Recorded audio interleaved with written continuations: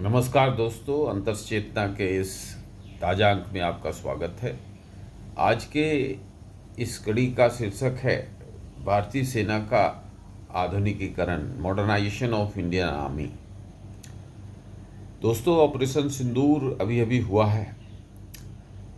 हमने देखा कि ये छोटी सी युद्ध, जो झड़प कहिए आप, जो 2-3 दिन की हुई, ये हाई टेक्नोलॉजी से हुआ।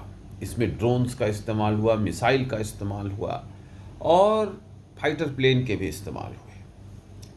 अब संजोग से हमारे जो हवा से हवा में मार करने वाले सिस्टम हैं, उन सिस्टमों ने उन तमाम ड्रोनों का कचूमर हवा में ही बना दिया और एक भी ड्रोन डेडली तरीके से नीचे नहीं आया जिससे जान मान का नुकसान हो। लेकिन पाकिस्तान में हमने तबाही मचाई इन्हीं ड्रोनों से। कंपनियां अलग थी, वह ड्रोन था। और इस ऑपरेशन सिंदूर में भारतीय सेनाओं ने, भारतीय रक्षा प्रणाली ने टर्की के ड्रोन का भी कचूमर बना दिया। टर्की का ड्रोन रसिया यूक्रेन वॉर में यूक्रेन की तरफ से रसिया के लिए एक अभिशाप बन के उभरा है। बहुत बुरे तरीके से उसने रसिया की जो रक्षा प्रणाली है उसको भेदा है। बहुत बड़े पैमाने पर रसिया को नुकसान उठाना पड़ा है। लेकिन वो ड्रोन बेअसर हो गया और टर्की औंधे मुंह गिर गया ड्रोन के बाजार में।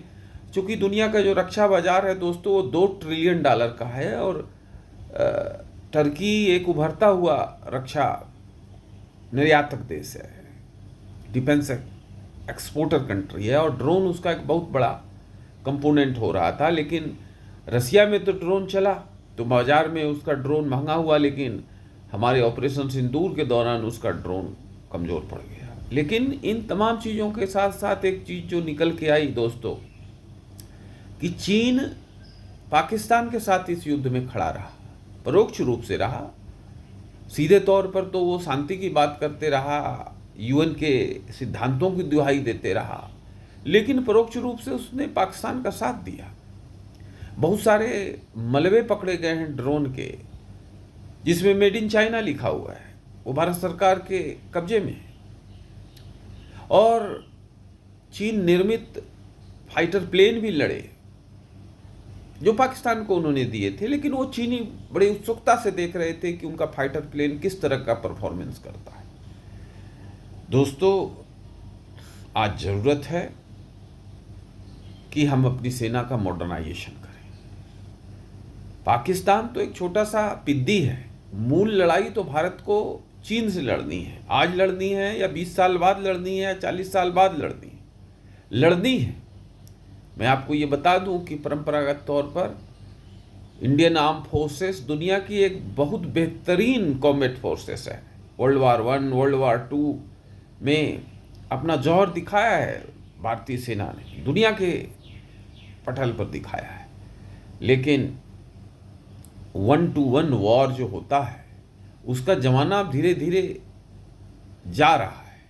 अब टेक्नोलॉजी बेस्ड लड़ाई हो रही है, ड्रोन, मिसाइल और फाइटर प्लेन की लड़ाई होगी, नेवी के सबमरीन की लड़ाई होगी। भारत इन मामलों में थोड़ा कमज़ोर है। हमारी सेनाओं के पास मॉडर्नाइज नेवी नहीं है। नेवी के जो फ्लीट हैं वो एजिंग फ्लीट हैं, जिसको बीमार फ्लीट कहते हैं, मतलब कमज़ोर हैं, पुराने पड़ रहे हैं। उनमें भी आधुनिकीकरण की ज़रूरत है। ड्रोन टेक्नोलॉजी में भी आधुनिकीकरण की ज़रूरत है। और सबसे बड़ी ज़रूरत जो है वो फाइटर प्लेन में, जो 5th जनरेशन की फाइटर प्लेन है, वो भारत को चाहिए और बड़े पैमाने पे चाहिए। और ये ऑर्डर देने से नहीं होगा कि हमने रफाल को ऑर्डर दिया, 4.5 साल बाद रफाल देना शुरू करेगा। आप याद करिए, रफाल की वार्ता मनमोहन सिंह जब प्रधानमंत्री थे तब से शुरू हुआ, और जब मोदी जी 2-3-4 साल गुजर गए पहले टर्म में, तब रफाल की डिलीवरी हुई। तो ये एक चिंता का सबब है। हमारी सेना, जैसा कि हमने कहा, दुनिया की सर्वोत्तम सेनाओं में से एक है, लेकिन सेना हथियारों से लड़ती है दोस्तों। मनोबल उसमें महत्वपूर्ण है, बट हथियार और भी महत्वपूर्ण है। हमको मॉडर्नाइज्ड आर्मी बनानी चाहिए। उसके लिए 5th जनरेशन के उनको फाइटर प्लेन देने चाहिए, फाइटर हेलीकॉप्टर देना चाहिए। एवं थल सेना को भी हमको हाई ब्रांड राइफल देना चाहिए। सियाचिन जैसे बहुत सारे इलाके भारत में हैं, जो अरुणाचल प्रदेश के कई एक इलाके हैं जो तिब्बत की सीमा से लगते हैं, और चीन से हमारा वहाँ संघर्ष चल रहा है। वहाँ 0 से 30 डिग्री टेम्परेचर नीचे जाता है, हमारे जवानों के पैर गल जाते हैं दोस्तों। सियाचिन में लगभग 300 से 500 जवान हर साल मौत के गाल में चले जाते हैं मौसम की मार से। इसको बचाने के लिए हमें उन्हें अपडेट इक्विपमेंट देना चाहिए, अच्छा जूता देना चाहिए, कपड़ा देना चाहिए, और उसी हिसाब का बंदूक यानी राइफल भी देना चाहिए, क्योंकि उतनी ठंड में राइफल की भी अपनी लिमिटेशंस है।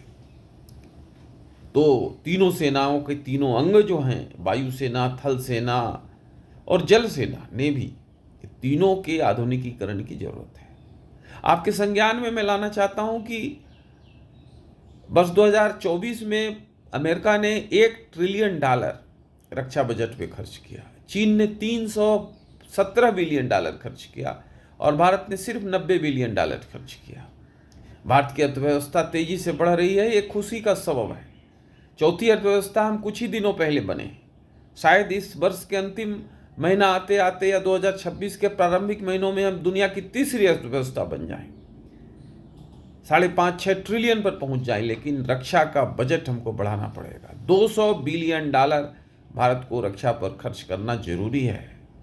जब तक हमारी सुरक्षा नहीं होगी तब तक बाकी चीज़ें सेकेंडरी हो जाती हैं। हमें इस चीज़ों को बहुत ही बारीकी नज़र से देखनी है, चिंता करनी है, और रक्षा बजट बढ़ानी है। सेनाओं का मॉडर्नाइजेशन बहुत ही ज़रूरी है।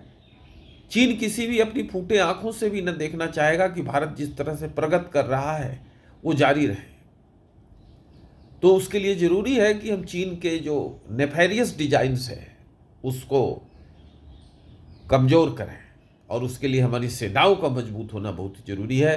तो मॉडर्नाइजेशन ऑफ इंडियन आर्मी का तीनों विंग, नेवी, एयरफोर्स और थल सेना, ये तीनों का जरूरी है। हमारे वायु सेना प्रमुख ने इसके बारे में एक बयान दिया है, और बयान स्वागत योग्य है।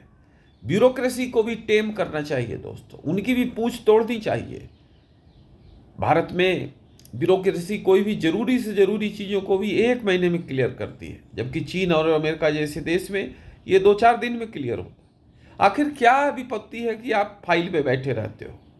जैसे अदालतों में तारीख पे तारीख होती है, वैसे ब्यूरोक्रेसी फाइल पे फाइल रखती है और लिंगर ऑन करती है, और वो देश के सबसे बड़े अवरोधक के तौर पर आज काम कर रहे हैं। जरूरत है कि ब्यूरोक्रेटिक जो रेड टेपिज्म है उसकी जड़ों को समाप्त किया जाए। मोदी सरकार ने इस बारे में बहुत ही अच्छा काम किया है। जो ब्यूरोक्रेसी है उनको बहुत ही अकाउंटेबल बनाया गया है, जो बाधाएं हैं रेड टेपिज्म की उसको भी कमज़ोर किया गया। लेकिन इन सब के बावजूद अभी जैसा कि मैंने कहा कि ज़रूरी चीज़ों के क्लियरेंस में भारत में भी 1 महीना लगता है। ये आर्थिक विकास के लिए, सेना के लिए, हर जगह बहुत ही दिक्कत की बात है, बहुत ही आपत्तिजनक है। इसको समाप्त करना चाहिए। दुनिया तेजी से बदल रहा है। इस विकास की इस दौड़ में अगर हमको लगातार दुनिया के साथ पाँव से पाँव मिला के चलना है तो हमें इन चीज़ों को भी अपनाना पड़ेगा। 100 साल पुरानी पद्धति नहीं चलेगी, आमूलचूल परिवर्तन की जरूरत है, और इसके साथ ही आर्मी के मॉडर्नाइजेशन की जरूरत है। दोस्तों, ये मॉडर्नाइजेशन न सिर्फ हमारी सीमाओं की रक्षा करेगा, बल्कि हम डिफेंस एक्सपोर्ट को तेजी से बढ़ा रहे हैं। वर्ष 2024-25 के वित्तीय वर्ष में हमने तकरीबन $4 बिलियन का डिफेंस एक्सपोर्ट किया, और 2030 में हमको लगता है हम $30 बिलियन के करीब डिफेंस एक्सपोर्ट कर पाएंगे।